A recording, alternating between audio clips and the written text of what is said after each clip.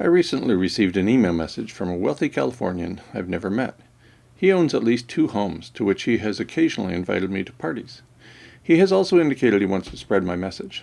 Nonetheless, he has never offered to reimburse my travel expenses to attend his parties. In addition, he refuses to support me in any way, including following my freely available work. This all seems a bit odd for somebody who claims he wants to promulgate my work. His recent message included the following information, quote, "You could be proven right, but mass extinction in 10 years, or 4, depending on the reference point, is tough for people to swallow. If true, we might as well cut our throats tomorrow." End quote. I did not point out in my response that a mass extinction event is not occurring in 10 years, or 4 years, depending on the reference point. Rather, we already find ourselves in a mass extinction event, as I pointed out frequently in this space. Also, I did not point out that we have known about the ongoing mass extinction event for at least 30 years, as, again, I've pointed out in this space. However, with a little luck, my response will make this person stop badgering me with questions I've already answered a few dozen times. For emphasis, I sent him this message in response, with bold, italicized font.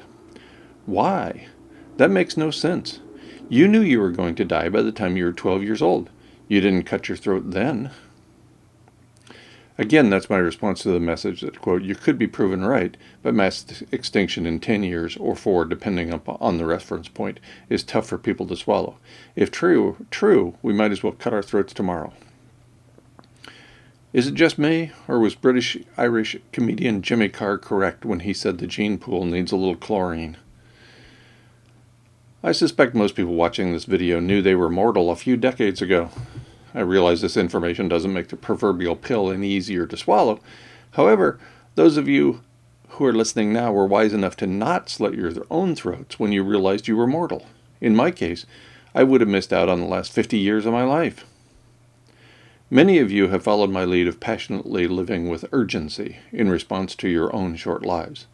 Some of you are undoubtedly familiar with a few lines I sometimes quote from Homer, as written in the Iliad about 28 centuries ago. Quote, "Any moment might be our last. Everything is more beautiful because we're doomed. You will never be lovelier than you are now.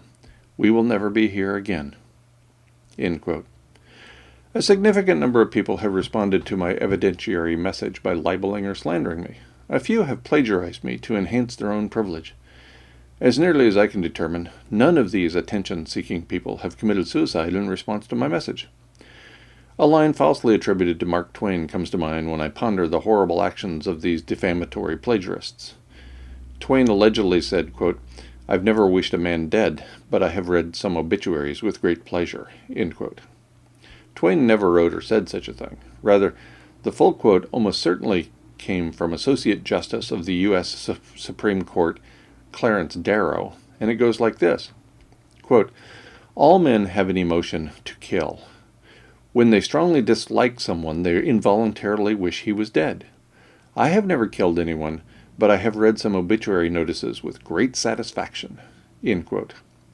I can relate, although I will not be naming names with this video.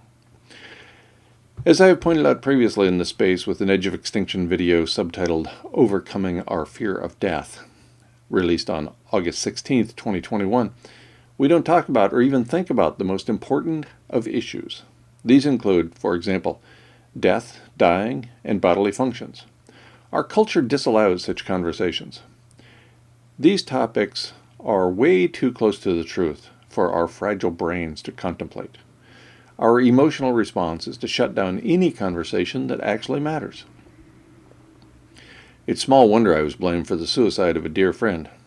I was similarly blamed for the suicides of public figure Michael C. Rupert and an individual with whom I spoke on the phone a few times. That I never met the latter two people does not matter to the defamatory jerks who live in fear of their own deaths. In fact, their fear extends to thinking about even expressing their own emotions. Why blame me? That's easy. I speak about topics that matter, including the mass extinction event already underway. This recent exchange of email messages brings to mind 2 thoughts. First, with the wealthy idiot in mind, why don't you cut your throat already? This thought has 2 sub-thoughts, if that's even a word.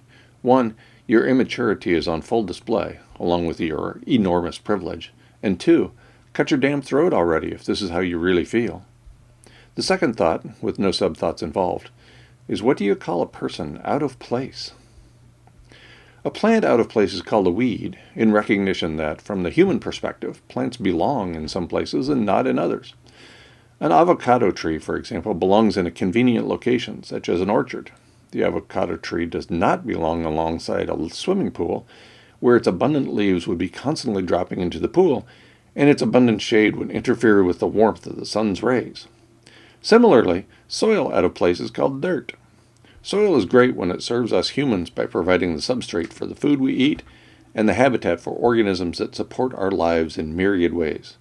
Dirt, on the other hand, is the soil that, in an out-of-place style, interferes with plumbing systems, our own movements, and the vanity associated with our clean appearance. A plant out of place is called a weed. Soil out of place is called dirt. What should we call a person out of place? Rhetorical questions aside, this exchange indicates why I have failed to deliver my message to a significant number of people. We fragile humans cannot be bothered with ideas that matter. We don't dare ponder death and the routes by which we might arrive there. We don't discuss death, dying, grief, grieving, or bodily functions. These topics matter. Our conversations tend to focus instead upon celebrity figures who do not matter, at least to most of us. In short, I have failed because I talk and write about death. I talk and write about dying. I talk and write about grief, grieving, and bodily functions. In response, I have been deplatformed. It seems the character played by Jack Nicholson in the 1992 film A Few Good Men was absolutely right, at least for the majority of people in this culture. You can't handle the truth.